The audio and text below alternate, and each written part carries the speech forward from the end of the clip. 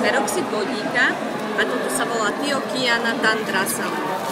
A vlastne oni, tieto tri látky, reagujú so železom tak, že nám vznikne tento dichlorothiocyanatan železity. Je to krásne červeno sfarbená látka.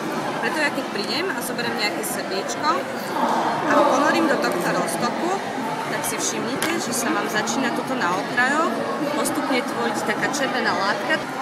Keď to trošku ešte potrasím, tak je to vidno ešte krajšie. A to sa nám bude stále viac a viac a viac, to bude červené.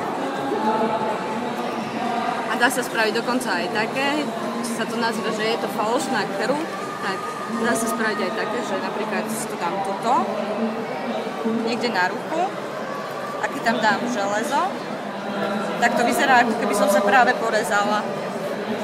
Ale pritom ma nič neboli.